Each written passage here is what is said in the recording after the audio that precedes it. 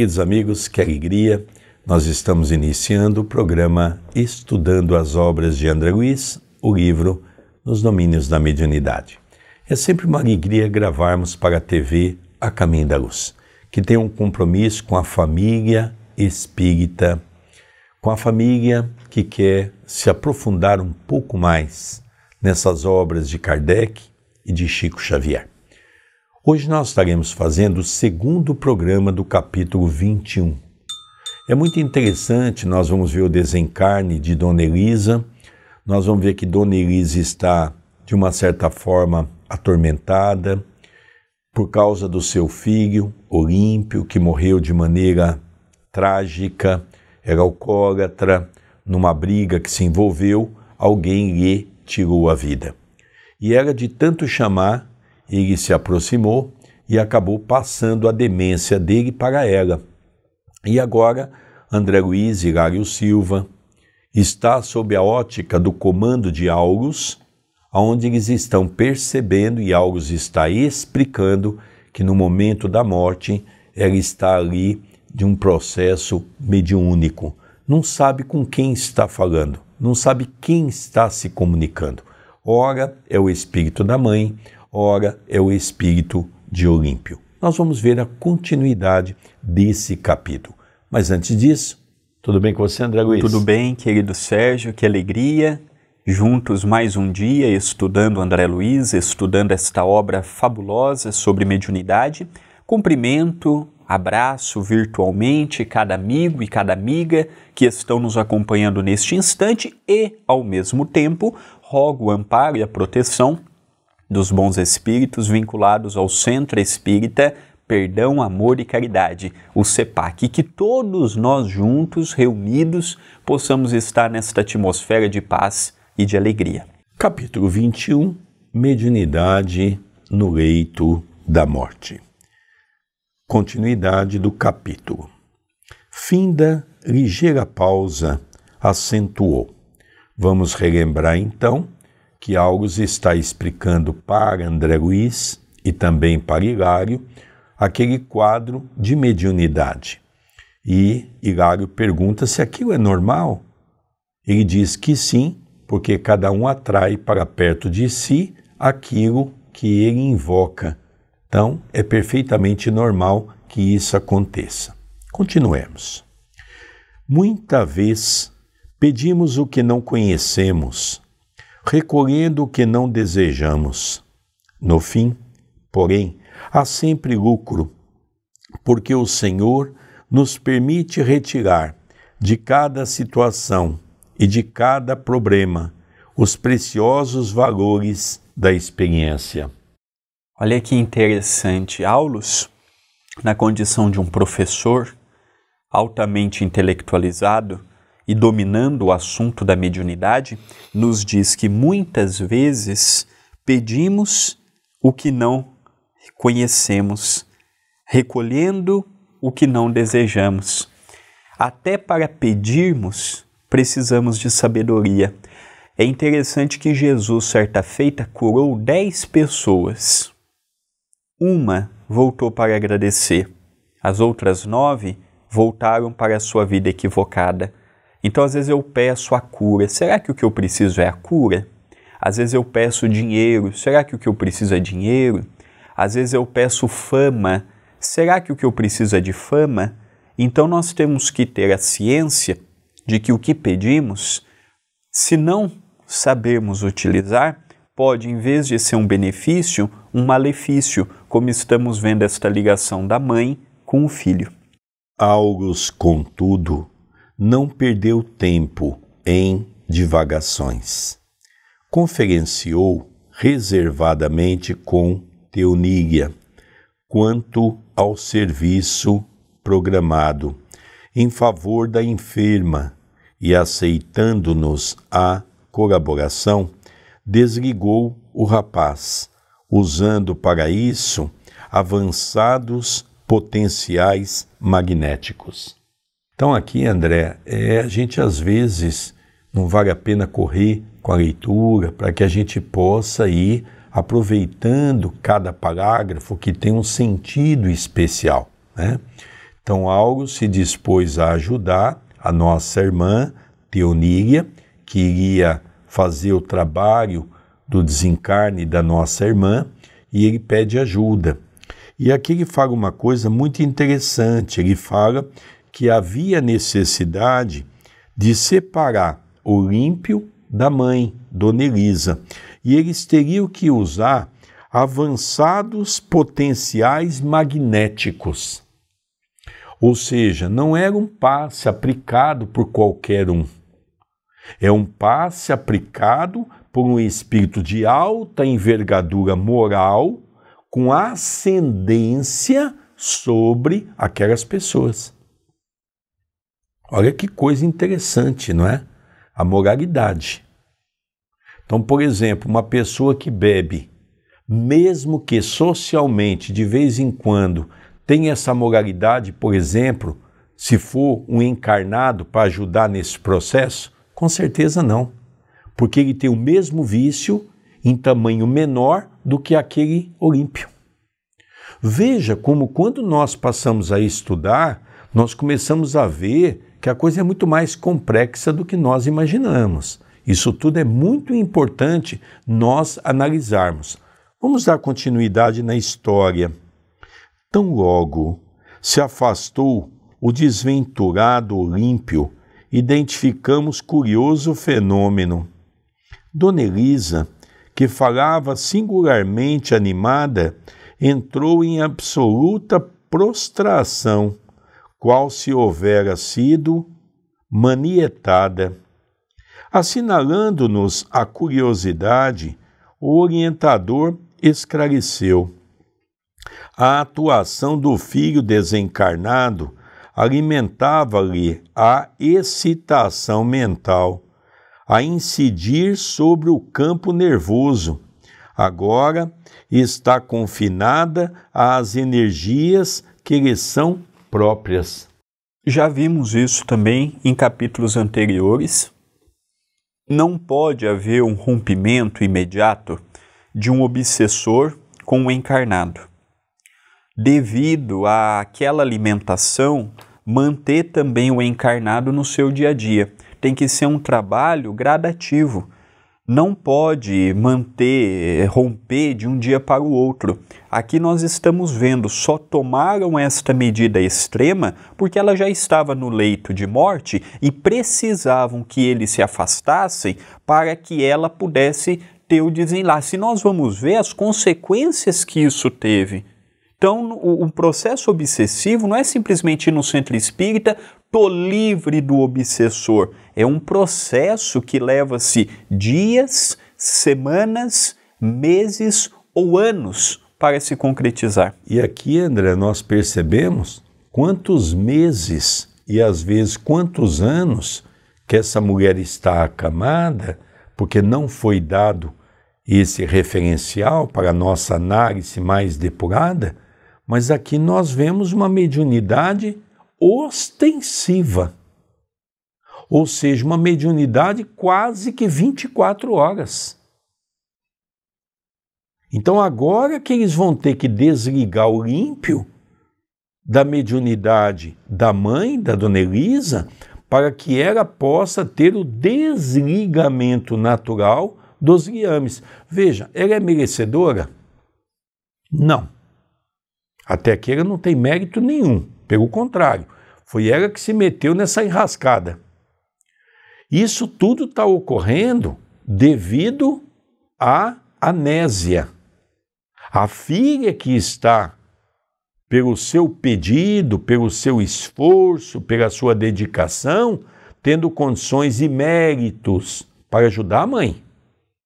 É bom a gente sempre colocar isso. A importância da gente saber que nós podemos sempre ajudar alguém. Vamos continuar a leitura?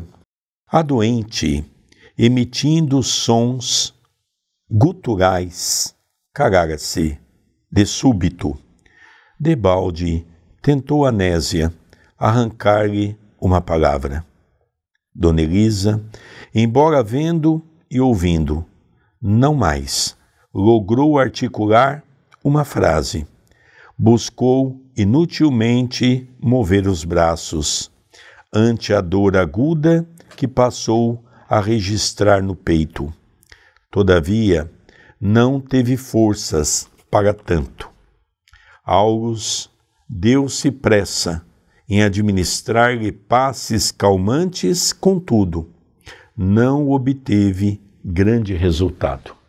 Então nós percebemos que quando houve essa separação, essa ruptura necessária naquele instante, é como se ali já houvesse terminado o momento dela aqui na Terra. Por isso que nós percebemos que André Luiz ouviu de Aulus mesmo. No caso de Sara, por exemplo, Aulus e outros personagens que já vimos nesse livro, por que não rompe o elo que está mantendo entre o obsessor e o obsediado? Não podemos. Isso é prejudicial ao encarnado. Não vimos o epilético, por exemplo? Se você romper o epilético do obsessor, desencarna. Tem que ser um processo lento.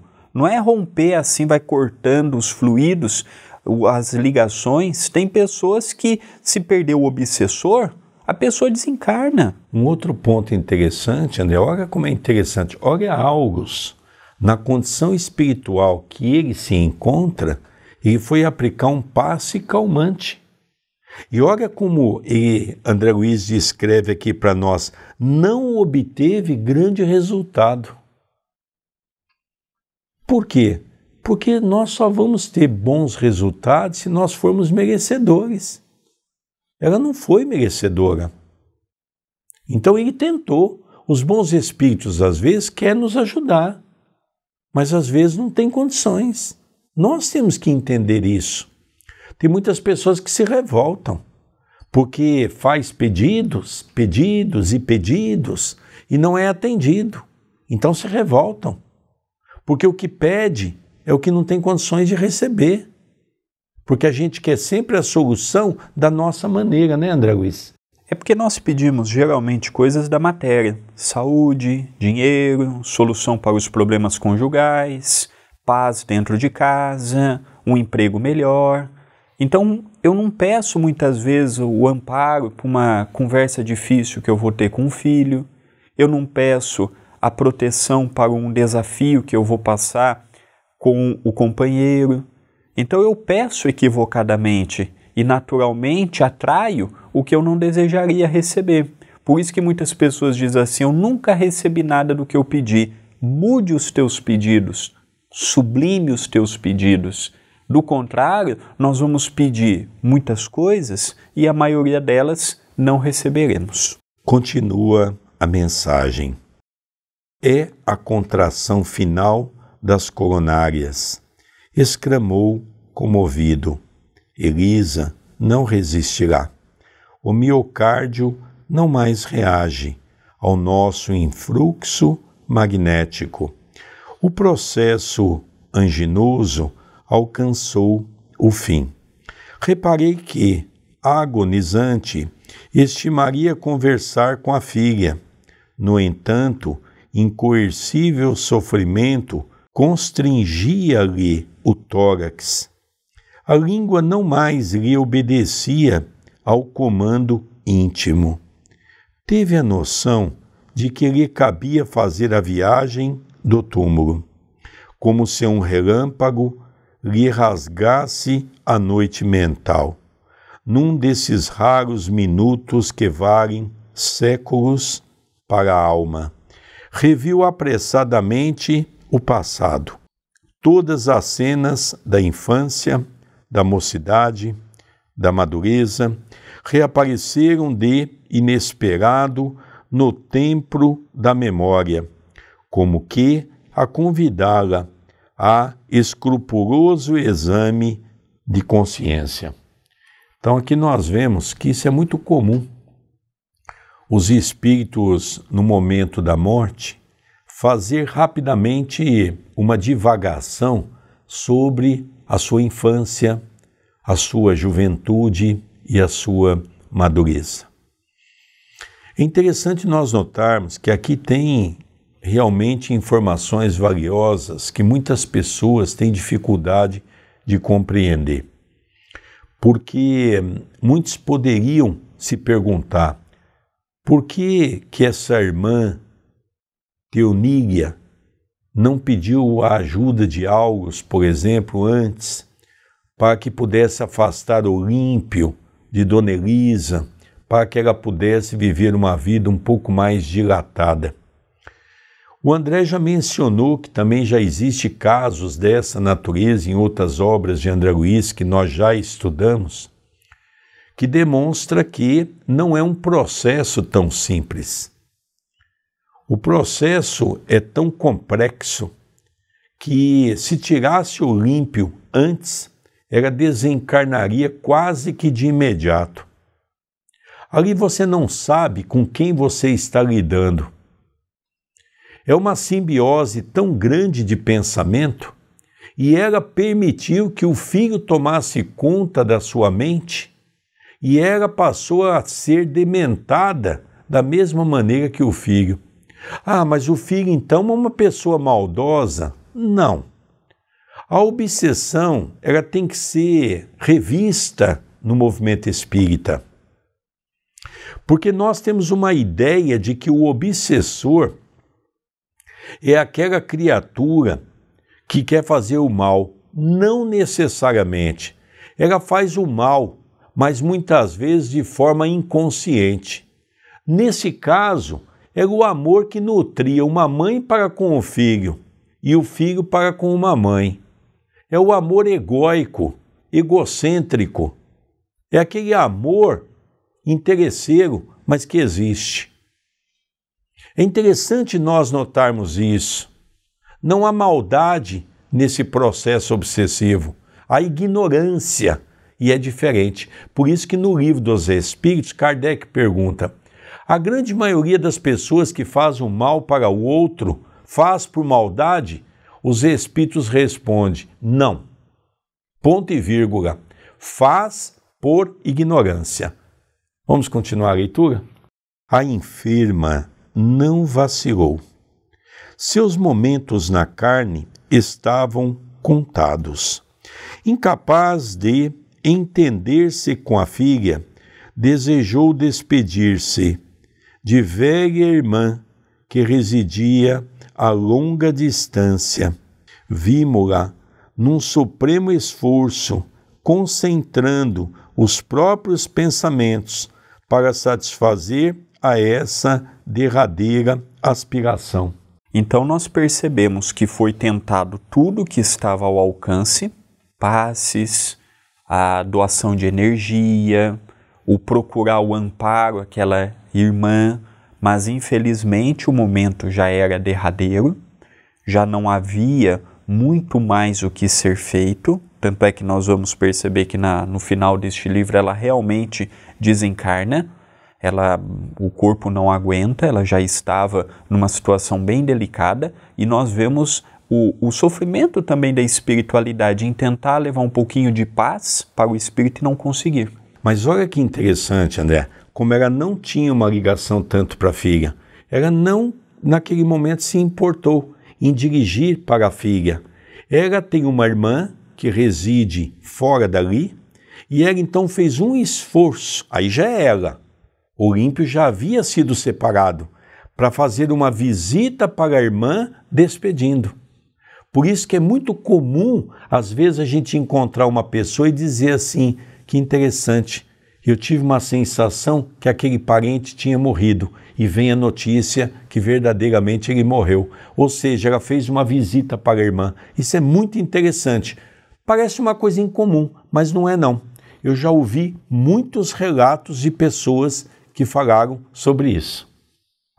Dando continuidade, Anésia, por sua vez, sob a influência de Teonília, percebeu que a genitora atingira a estação terminal da existência terrestre e, enlaçando-a carinhosamente, orava em pranto silencioso. Então nós vemos que Teonília, ela está desde o dia anterior já nesta preparação. Então nós vemos que ela procurou ajudar Anésia em relação ao marido, Jovino. Agora nós percebemos que chegou aquele momento realmente terminal, então está procurando amparar. Não é porque a Anésia é espírita que não está sentindo a dor de perder a mãezinha, não é porque a mãe também estava num quadro psicológico um tanto afetado que ela não se importava, não tinha sentimentos, e ela ali, sob o amparo de Teonília, procurando também estar firme num momento tão difícil que ela pessoalmente estava passando. A agonizante entendeu-a, mas apenas derramou comoventes lágrimas como resposta. Demorando na filha o olhar dorido e ansioso, Dona Elisa projetou-se, por fim, em nosso meio, mantendo-se, porém, ainda ligada ao veículo físico por um laço de prateada substância. Enquanto se lhe inteiriçavam os membros, um só pensamento lhe predominava no espírito: dizer adeus à última irmã consanguínea que lhe restava na terra. Então veja que coisa interessante a potencialidade mediúnica dessa mulher. Ela tinha um desejo, despedir-se da sua última irmã consanguínea. É interessante que a gente nota que ele deixa bem explicitado que ela poderia ter ficado mais um pouco para despedir de Anésia. Não. Talvez ela não tinha esse vínculo tão grande com Anésia. Ela tinha um vínculo muito forte com Olímpio. Por isso que ela invocou e ele veio e ficou perto dela. Agora Olímpio não está mais ali para interferir nas suas decisões. E aqueles acompanharam, não é? Como diz aqui, o espírito para que ela pudesse dar um adeus a essa irmã. Então isso é um fato muito interessante, né? Que eu já disse que é corriqueiro.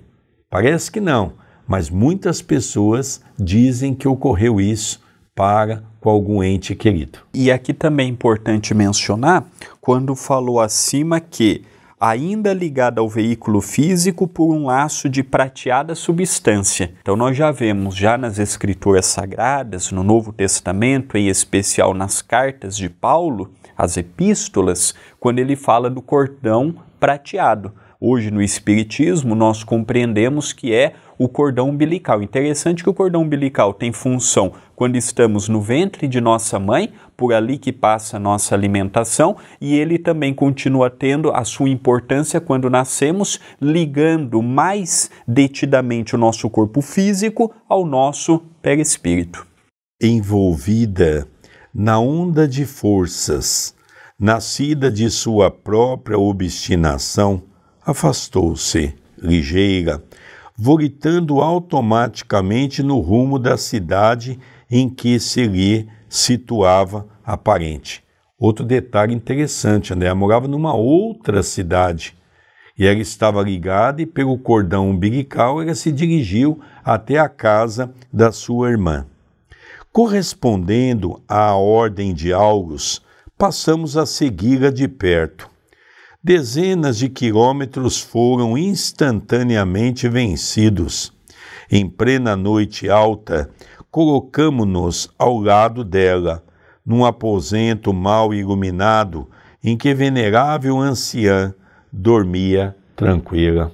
Então nós percebemos que ela tinha aquele desejo de rever pela última vez, porque ela tinha aquela ideia de que morreu, acabou. Então ela tinha aquele desejo de rever pela última vez a sua irmã, a única que ainda estava encarnada. As outras, os outros ou as outras, não falam se eram homens ou mulheres, já haviam retornado à pátria espiritual. E ela, pela força do pensamento, então nós percebemos que era uma pessoa que também tinha ideia do pensamento, não controle dele, mas tinha ideia dele. Ela percorreu esses quilômetros todos e Aulus disse assim: acompanhem, vai ser importante para o estudo de vocês. Chegaram até uma casa que naquele momento estava mal iluminada, lembremos também que já era noite e também nós não tínhamos naquela altura essa eletricidade que nós temos hoje, essa iluminação que nós temos hoje, e ali ela chega diante da irmã. Então é até comovente também nos depararmos com essa história.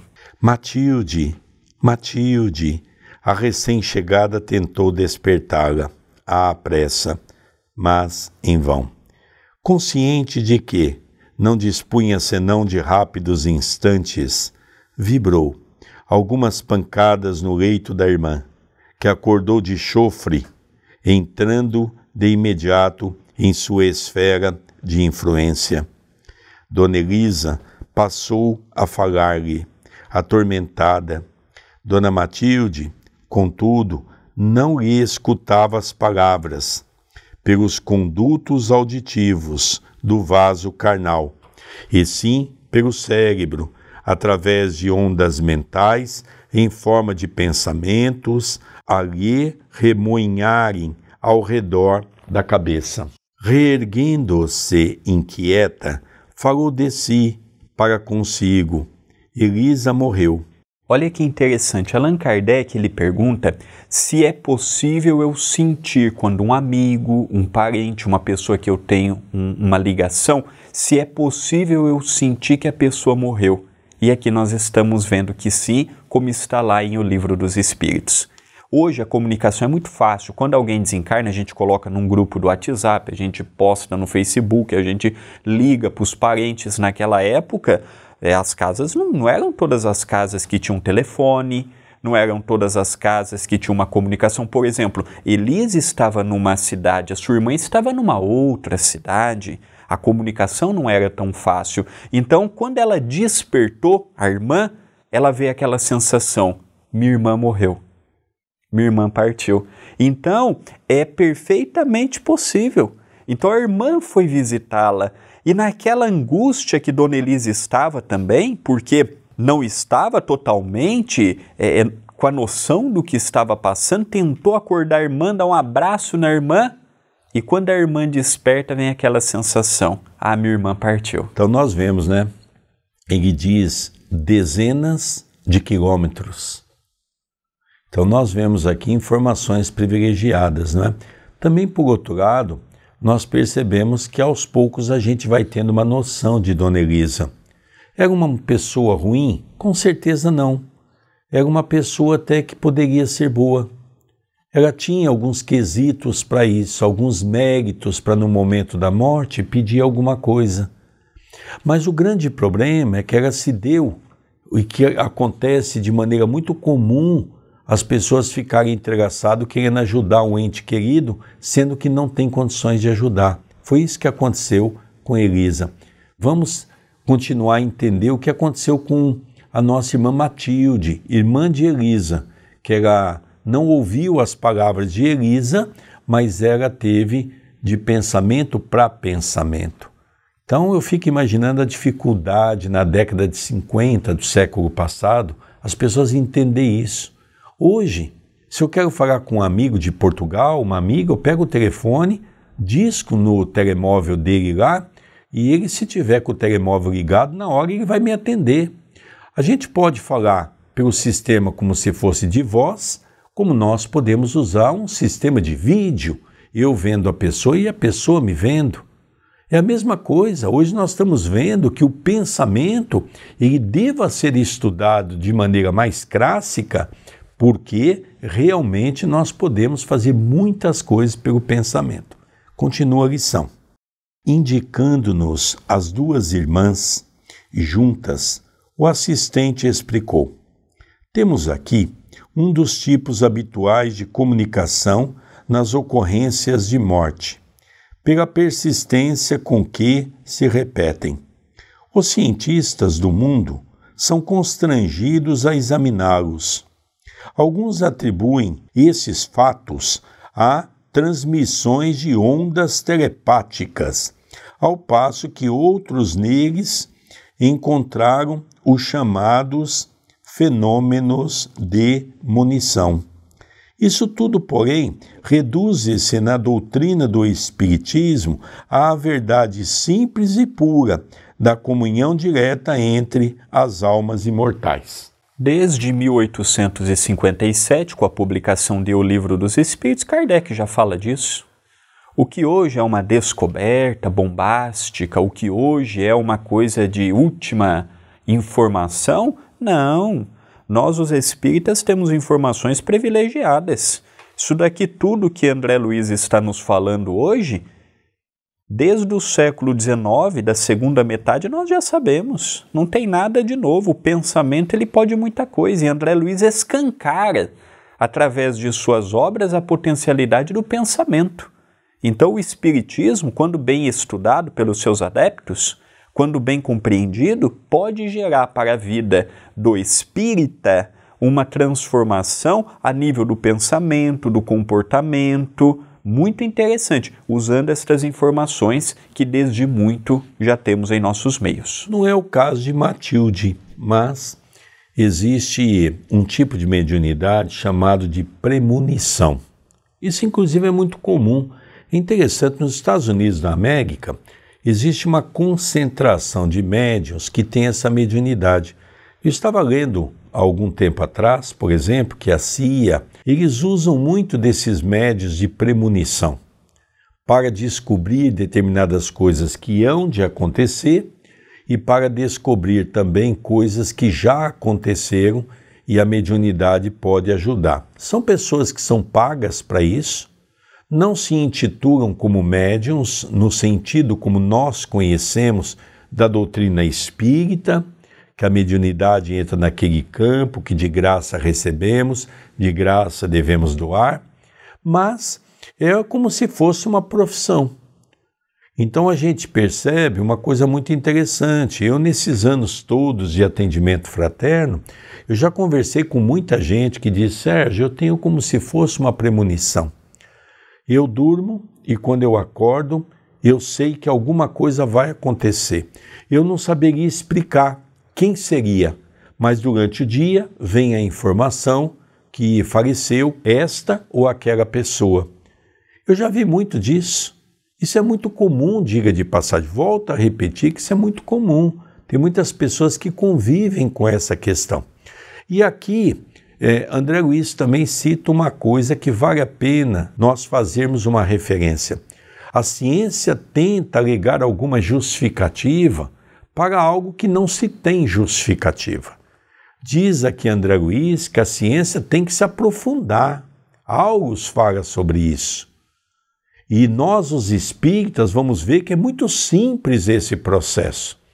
A partir do momento em que a ciência entender o perispírito, entender o corpo fluídico, entender que nós não somos apenas matéria, mas temos espiritualidade dentro de nós, tudo será mais fácil para desencadear um tratamento que às vezes tem que ser elaborado no corpo físico, que é o que a ciência hoje estuda, mas às vezes tem que ser trabalhado no campo perispiritual. E é aqui o grande desafio que a ciência vai ter para o século XXI.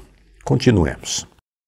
Todas as pessoas, desde que o desejem, perguntou meu colega, podem efetuar semelhantes despedidas quando partem da terra?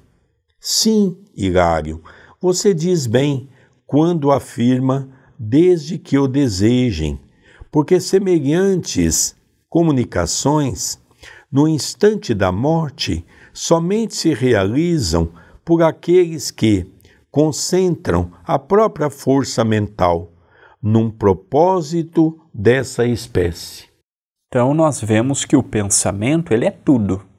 Já vimos em várias obras, estudos apenas sobre o pensamento, que o desejo ele é fundamental. Então a pergunta de Hilário Silva é muito interessante. Se eu posso despedir neste momento derradeiro de entes que eu tenho ligado aqui na Terra? Sim, desde que se deseje corretamente, não há problema nenhum.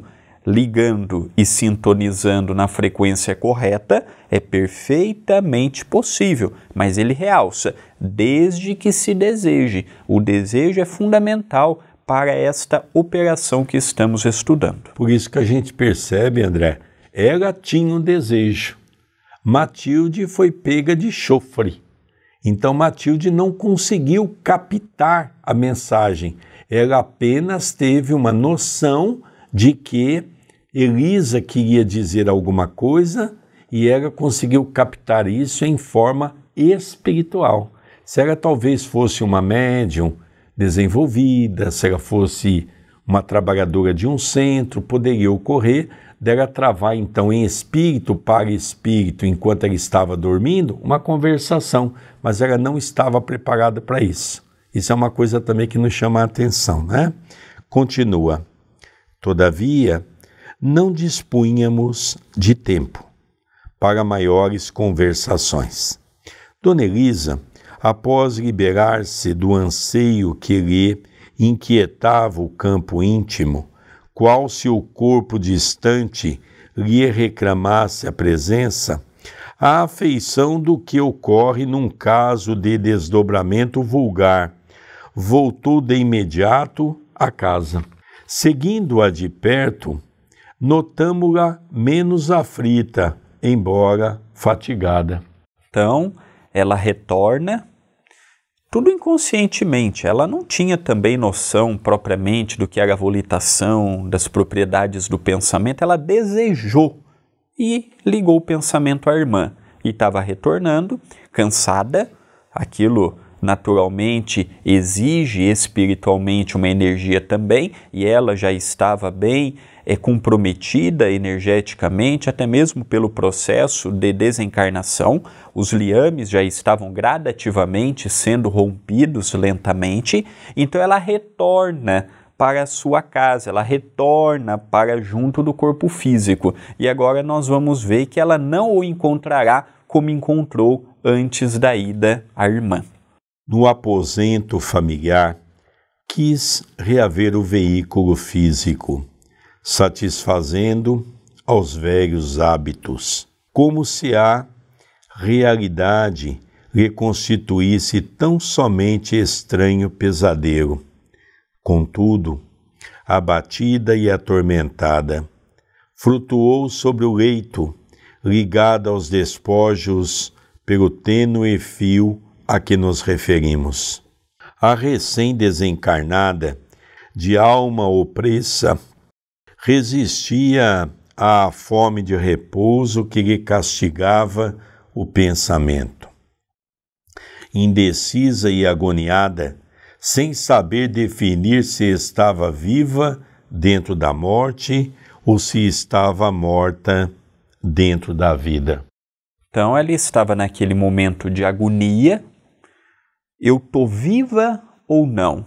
Estou me vendo e também vejo o meu corpo. Tento voltar para ele e não consigo animá-lo. O que se passa nesse instante? Como estou? E é interessante este trocadilho que André Luiz nos conta, não é? Sem saber definir se estava viva dentro da morte ou se estava morta dentro da vida.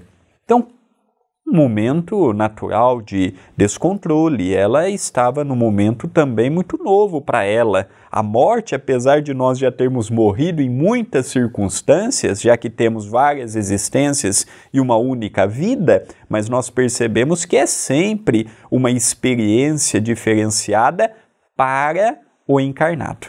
Outros amigos espirituais penetraram a câmara. Aulus consultou o horário e acrescentou: voltemos, nada mais nos cabe fazer.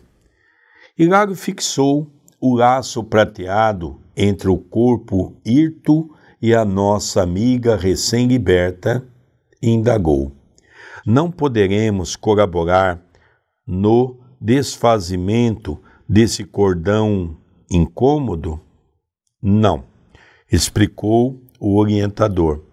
Esse elo tem a sua função específica no reequilíbrio da alma. Morte e nascimento são operações da vida eterna, que demandam trabalho e paciência. Além disso, há companheiros especializados no serviço da libertação última. A eles compete o toque final. Aqui é interessante, não é, querido Sérgio? Às vezes a gente acha que espírito no mundo espiritual faz tudo, não é? Então ele reencarna um espírito, ele ajuda no desencarne de um espírito. Veja, Aulus aplicou o passe, mas Aulus não ajudou na desencarnação daquela senhora. tentou levar amparo, mas em momento algum ele estava ali ajudando-a na sua libertação. Vejamos bem, ele mesmo diz, Hilário pergunta, Aulus, por que nós não vamos romper este elo que ainda mantém a vitalidade através do cordão umbilical? Primeiro, não é papel nosso. Existem equipes que têm técnica, equipamento, preparo. Não é simplesmente romper o laço. Tá, você rompeu o laço. Você vai fazer o quê com aquele espírito? Você vai deixar ali? Não é papel de Teonília. Não é o papel de Aulus. Então tem a equipe que é igual uma cirurgia, não é? Tem antes da cirurgia, tem após a cirurgia. Aqui é a mesma coisa.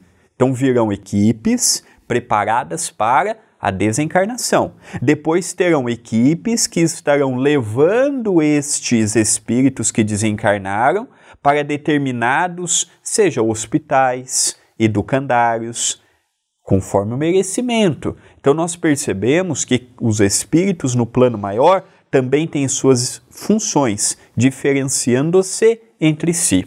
Aqui também nós vamos perceber que a nossa irmã Elisa, apesar da condição de quase dementada, por estar captando as energias de Olímpio, o seu filho, mostra para todos nós que não era uma irmã, que foi uma irmã comprometida nessa existência. Ela com certeza deva ter tido um papel importante, deva ter sido uma pessoa até considerada uma pessoa boa, só que ela também não tinha conhecimento espiritual para ajudar o filho. E na ânsia de querer ajudar o filho, ela acabou se comprometendo.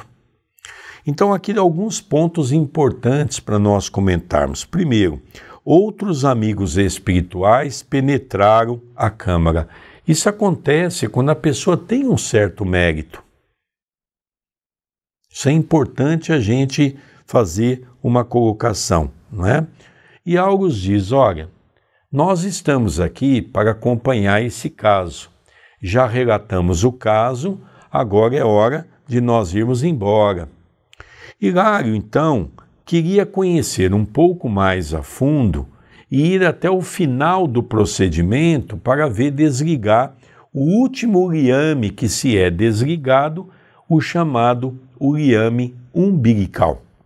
Mas Aulus aqui traz algumas informações que eu acho que vale a pena nós gastarmos alguns poucos minutos para fazer uma análise sobre essa questão. Então, o que ele explicou, Aulus? Esse elo tem a sua função específica no reequilíbrio da alma. Ele está falando do cordão umbilical. Morte e nascimento são operações da vida eterna que demandam trabalho e paciência. Então nós vemos que ao nascer é ligado ao feto que está sendo gerado no campo físico através daquele órgão da mulher, ao espírito que está sendo colocado ao seu lado, e é ligado então esse cordão chamado cordão umbilical. Depois, no Livro dos Espíritos, nós vamos ver de uma maneira magnífica, não é? Porque tem muitas pessoas que acham que o espírito está dentro do ventre da mãe. Não, não está. No ventre da mãe está apenas um corpo físico e ele tem a sua ligação de vida, como ele diz aqui, pelo cordão umbilical. Olha que coisa magnífica. E ali então os espíritos, através das perguntas de Kardec, vai explicando para nós que conforme vai chegando os 9 meses, o espírito vai se aproximando cada vez mais daquela mãe, até que ele vai ter realmente a sua entrada no seu corpo físico quando ele dá o primeiro grito, o primeiro gemido. E aí que ele adentra-se a sua casa física. E a morte não é diferente. É isso que Aulus está explicando. Na vida Quando vai nascer, é o primeiro ato. Na morte, é o último ato, porque tem que se desligar todos os liames, né? E nós sabemos também, através do Livro dos Espíritos, que às vezes esse último liame não é desligado no dia. Às vezes precisa ficar um determinado tempo. Por isso que os Espíritos explicam que ele pode ser desligado com algumas horas, com alguns dias e às vezes até com alguns anos. E ele, encerrando, então diz: e acompanhando o instrutor, retiramo-nos do lar de Anésia, onde havíamos recolhido preciosas lições. Então, gente, é fantástico. Lógico que isso aqui é um pequeno ensaio de um estudo sobre o pensamento, sobre a morte, onde nós vamos ter que avançar e muito. Essas informações Allan Kardec não pôde trazer na sua época detalhadamente como nós estamos vendo hoje. Allan Kardec trouxe aquilo que nós tínhamos condições de entender naquela época. E agora nós estamos devassando o invisível para compreender as belezas desse momento que é a vida e a morte, tendo a sublimação do espírito. Próximo capítulo, 22, vamos retornar para aquela primeira casa espírita dirigida pelo companheiro Raul Silva. Então ainda temos aí coisas valiosas pela frente.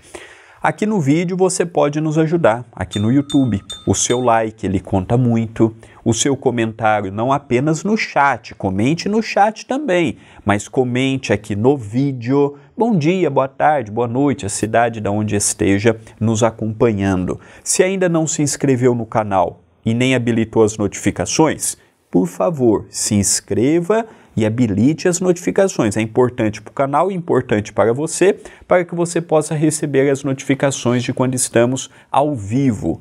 Compartilhe, divulgue, convide outras pessoas a estudarem conosco aqui no YouTube da TV A Caminho da Luz. Também te convido a ser um membro do canal. Muitos já seguem eu e o meu pai no Facebook e no Instagram. E vocês podem perceber as atividades do Centro Espírita. Então, se você quiser nos ajudar, uma das formas que você tem é se tornando membro do canal. Ali você escolhe o valor que vai poder nos ajudar por mês e o período. É uma plataforma do próprio Google, na sua fatura do cartão de crédito vai aparecer o nome deles e eles transferem esse recurso para a conta do CEPAC. Então a sua ajuda ela é muito importante. E também temos um WhatsApp que você pode mandar a sua mensagem, sua pergunta ou mesmo mandar o seu nome e a sua cidade para fazer parte da lista de transmissão que é gratuita. Nosso número é 19 997 782794. Queridos amigos, nós vamos encerrando esse capítulo magnífico que vale a pena nós estudarmos cada vez mais. Eu tenho aprendido muito com André Luiz, como eu sempre aprendi. Desde quando eu entrei no Espiritismo, há mais de 35 anos, as obras de André Luiz, as obras de Emmanuel, para mim, é um grande complemento dessa doutrina fantástica que Allan Kardec traz para nós, onde essa doutrina está toda ela alicerçada no Evangelho de nosso Senhor Jesus Cristo. Um beijo no coração a todos, estamos encerrando o programa, estudando as obras de André Luiz, o livro Nos Domínios da Mediunidade. Até o próximo programa. Até o próximo programa.